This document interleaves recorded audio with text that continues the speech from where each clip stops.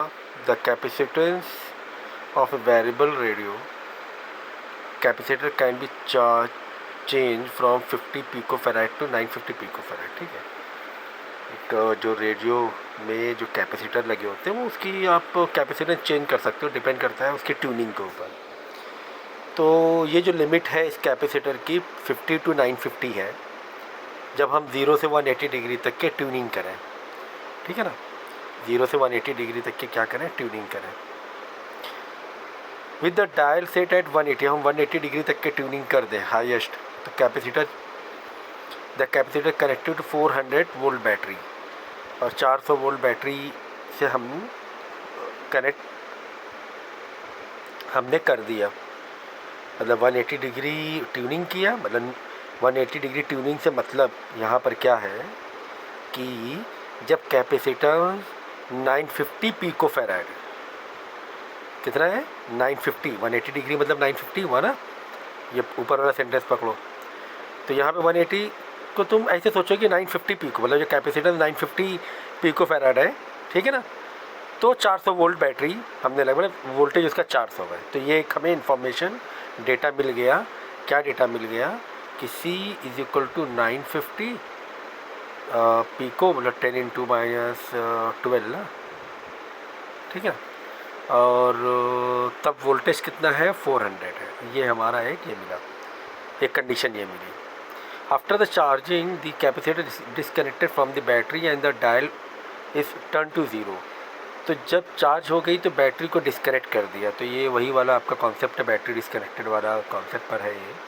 तो second information क्या मिली हमें, सेकेंड इन्फॉर्मेशन ये मिली हमारी कि डायल 0 मतलब जब कैपेसिटेंस 50 पिको है, पिकोफैराड है, after charging the capacitor disconnected from the battery and the dial is turn to 0। ठीक है, तो हमें ये मालूम होना चाहिए कि जब हम बैटरी डिस्कनेक्ट करते हैं तो चार्ज क्यू क्या रहता है, कांस्टेंट रहता है, सेम रहने वाला है चार्जेस। तो पहले वाले से क्यू निकाल लेना पहली इन्फॉर्मेशन से, और दूसरी इन्फॉर्मेशन में तो वही क्यू रहेगा, ठीक है ना, सेम क्यू कांस्टेंट क्यू रहेगा। तो दूसरे वाली ये वाली इन्फॉर्मेशन से फिर नया वाला वी निकाल लेना, समझ गए ना। तो कुछ इस तरीके से ये क्वेश्चन तुम्हें दिया हुआ है, इसका सॉल्यूशन वाइज ही बताया दे रहे। देखो 950 है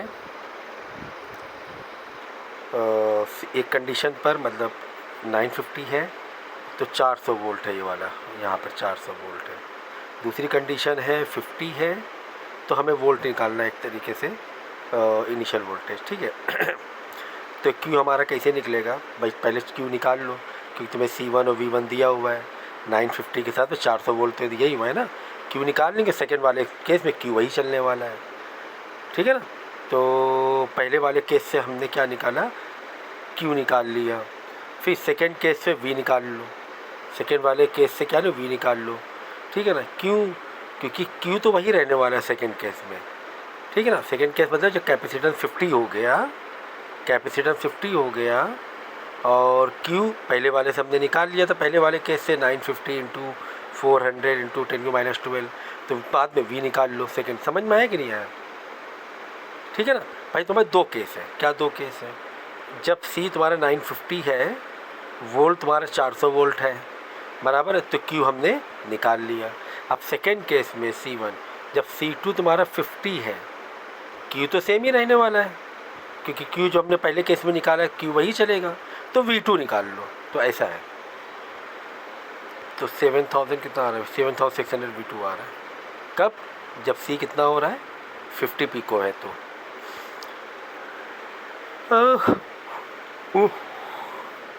okay sorry, work required to turn the dial. हाँ, तो जो 0 से 180 डिग्री जा रहा है, तो वर्क कितना है, वर्क मतलब आपको पता ही कैपेसिटर में जो भी एनर्जी होती है, तो initial energy minus final energy minus initial energy करेंगे तो तुम्हारा वर्क मिल जाएगा। अब बच्चों का कन्फ्यूज़न अक्सर यही होता है कि सर कब फाइनल माइनस इनिशियल करें, कब हम डायरेक्ट निकालें, ऐसा होता है ना। जब दो कंडीशन दी होती है तब फाइनल माइनस इनिशियल करके निकाला जाता है, ठीक है ना। जो वर्क होता है फाइनल माइनस इनिशियल करके निकाला जाता है, दो कंडीशन दी गई है। अगर दो कंडीशन नहीं, एक ही मतलब दो केस दिए हुए हैं, वेरिएबल है, चेंज हो रहा है कुछ, एग्ज़ाम्पल तौर पे गाड़ी पहले 50 मीटर पर सेकेंड से चल रही थी, एग्ज़ाम्पल तौर पे कोई व्हीकल है, इनिशियल स्पीड कितनी थी, इनिशियल वेलोसिटी 50 मीटर पर सेकेंड थी, ठीक है। फिर फाइनली उसने क्या किया, ड्राइवर ने एक्सेलेरेटर किया और 200 मीटर पर सेकेंड गाड़ी पहुंचा दी, ठीक है ना। और गाड़ी का जो मास था वो 200 किलोग्राम था, समझो, हाँ, या चलो 300 किलोग्राम कर दो।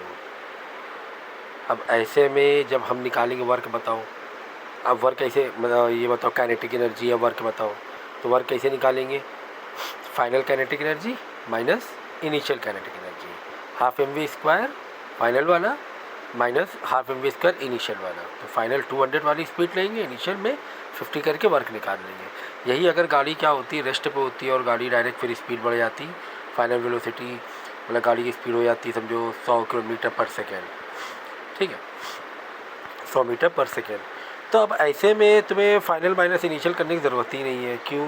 क्योंकि पहले जो v1 था, पहले तो गाड़ी रुकी हुई थी ना, तो पहले तो गाड़ी वेलोसिटी 0 ही थी, तो फाइनल माइनस इनिशियल की ज़रूरत ही नहीं है। डायरेक्ट हम क्या करेंगे, काइनेटिक एनर्जी निकालने के लिए हाफ mv² कर लेंगे, बराबर ना। और क्योंकि पहले जो गाड़ी थी रेस्ट में थी, तो अब यहाँ पे फाइनल माइनस इनिशियल करने की ज़रूरत ही नहीं पड़ी, तो पहले तो 0 ही है, इनिशियली तो 0 ही है ना। तो ऐसे समझा करो। तो अगर कन्फ्यूज़न हुआ करे कि कब फाइनल माइनस इनिशियल करना है, तो जब तो केस अलग अलग दिए हुए हैं और चेंज हो रहा है कुछ, यहाँ पे कैपेसिटेंस या वोल्टेज चेंज हो रहा है, कैपेसिटेंस चेंज हो रहा है, वोल्टेज भी चेंज हो रहा है एक्चुअली में देखा जाए तो फाइनल माइनस इनिशियल करो। पहले में सी कितना था, 950 था, वी कितना था, 400 था, दूसरे में सी कितना था, 50 था, और वी कितना आया था, 7600 आया था। माइनस करके निकाल लो आंसर।